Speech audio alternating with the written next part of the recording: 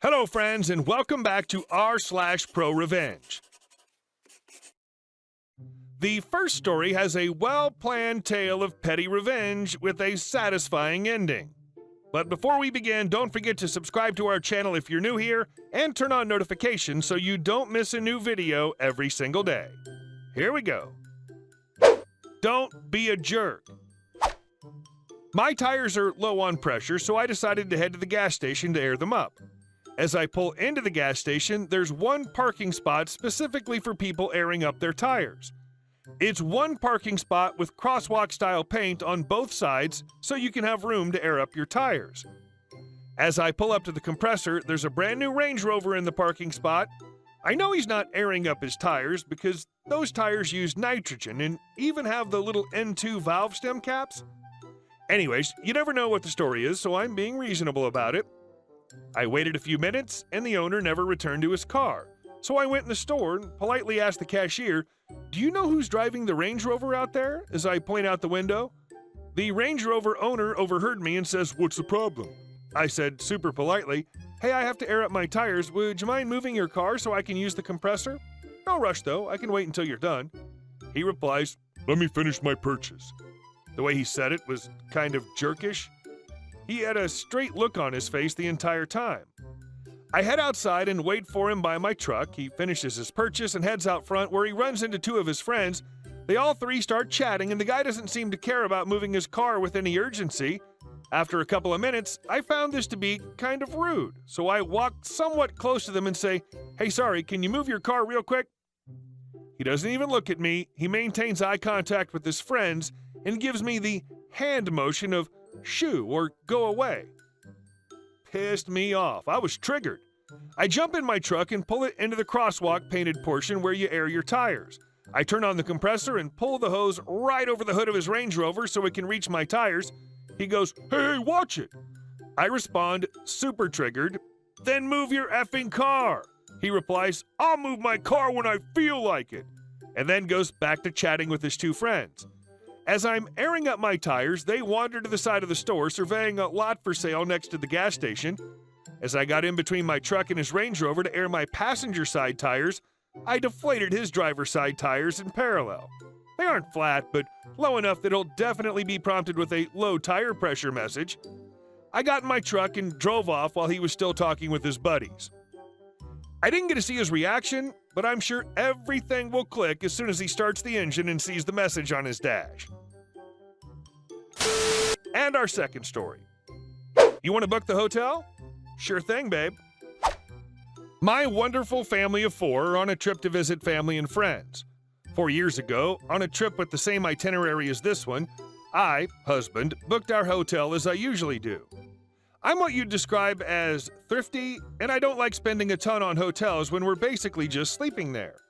The hotel I booked for this leg of the journey was probably not the most high class, and sure, it was not in the safest area of town. This was definitely a hotel where some acts of questionable legality and morality occur. In my defense, it was a very last-minute booking as we were supposed to be staying with family, and there were very few options available under $150 a night.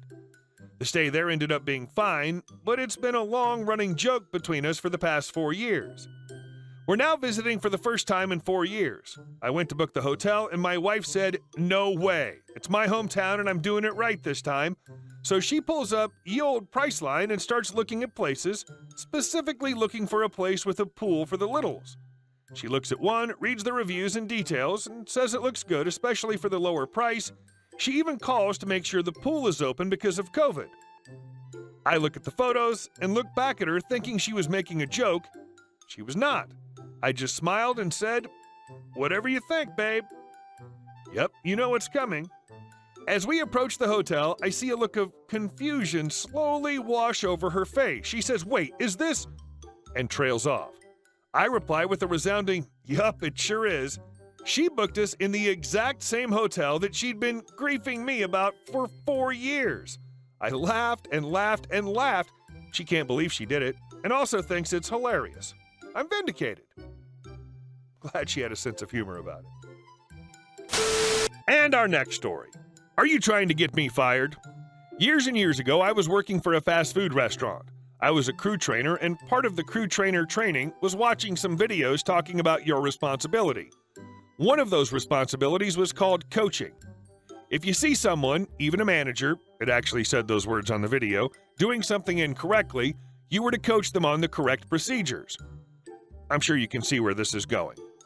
So flash forward some time, and I was working with a manager nobody liked. I witnessed the manager do something wrong. Specifically, she poured out 2 medium fries to make a large fry to give to a customer.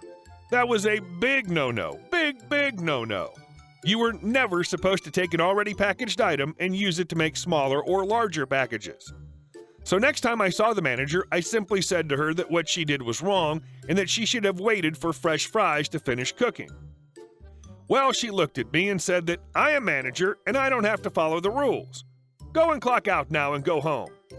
So I did. I went and punched out, grabbed my jacket, and started walking out of the store. She came up behind me and said, "I want to talk to you before you go." I turned and said, "Sorry, you had me clocked out. I'm no longer working and you can no longer keep me here to talk. You should have done this before I clocked out." And I walked out the door. She tried to get me in trouble and fired, tried to claim that I walked off the job, tried to claim that she never told me to clock out. However, there were too many witnesses to the whole ordeal and she couldn't get her way.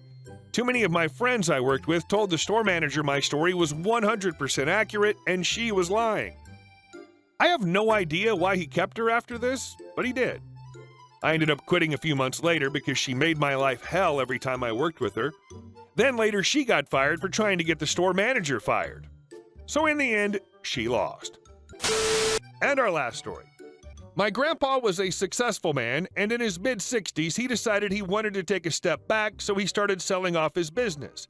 He sold his various businesses and spent the next few years traveling. As he approached 70, he got bored in addition to a few new grandchildren, so he needed a bigger house. He sold the old home that he'd bought after he got back from Vietnam and bought this massive house on this large piece of land. This property also came with a massive steel barn. Not sure if he ever told anyone about his plans, but right after he got the property, he dumped a ton of money into tools and equipment and converted his barn into a mechanic's dream. Some things I remember having? He had a professional lift capable of lifting full-size trucks. He had those professional oil catchers you see at Quick Lubes. He had a dedicated air compressor system that was designed to power all his power tools. He had a tire machine to mount new tires. His tool corner was a massive corner of this massive barn. His plan? To fix cars, especially for people in need. He lived in a rural community. If you didn't have a car, that was a big problem. So he let everyone know at his local church that he was willing to work on their cars if they provided the parts. He only took a few jobs a week. He was doing this to enjoy himself and help those that needed it. He, of course, changed oil, changed the transmission fluid, and all kinds of various repairs. My grandpa was a talented mechanic. However, he kept the amount of work limited. He was also selective. If you were in need, he'd want to fix your cars. If you had the means to pay, he'd decline and ask you to go elsewhere. One day, the owner of the local car dealership came by and told my grandpa he needed to stop fixing other people's cars because he wasn't properly licensed, didn't have the proper insurances, and was hurting his business. My grandpa explained this is just his hobby. He only does a few cars a week. The owner told him he needs to cut it out or he's going to sue my grandpa out of business. My grandpa said he laughed over this. What business was this guy going to sue him out of? The owner walked out. A little while later, my grandpa got served. He was being sued by the owner of the car dealership. My grandpa thought he'd take a trip down to the dealership and try to reason with the man. My grandpa hoped he could come to an understanding.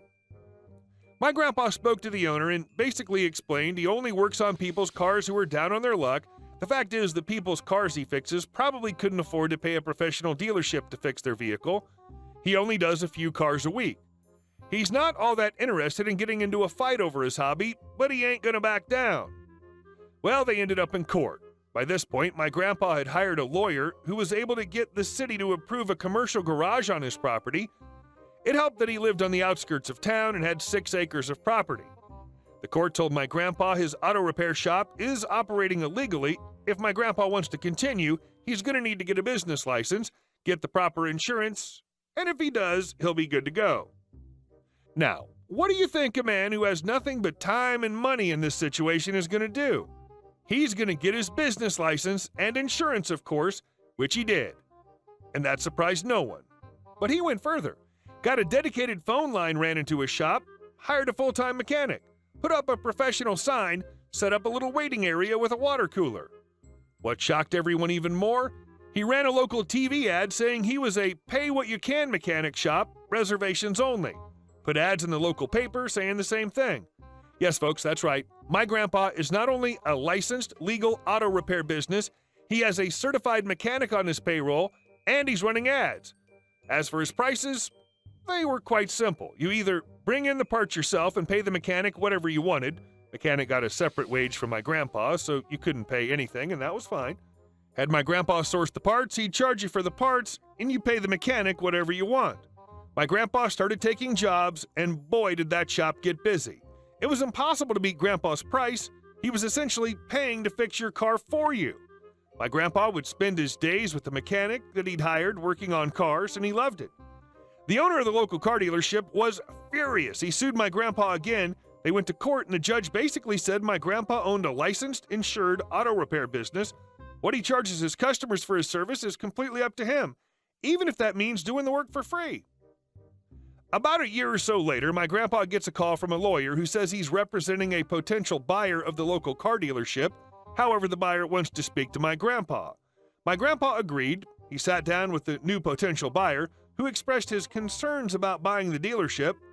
Service is a major profit center for the dealership, and he's considering buying the local dealership. However, he doesn't want to buy the dealership if my grandpa is going to keep operating the way he is, because it's impossible for a for-profit business to compete against someone selling their services for free.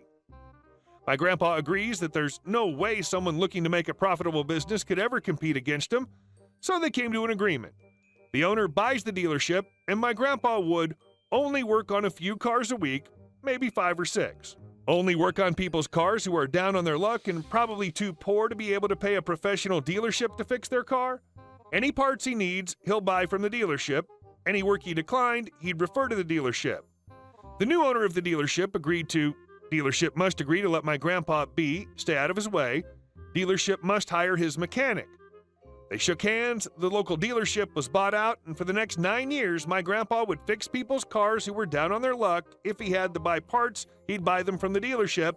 And as for that mechanic my grandpa hired, he ended up becoming the service manager and did quite well for himself. As for my grandpa, when he was 80, he had a heart attack in his shop. Luckily, one of his grandkids was there, and they got him to the hospital, and he made a full recovery.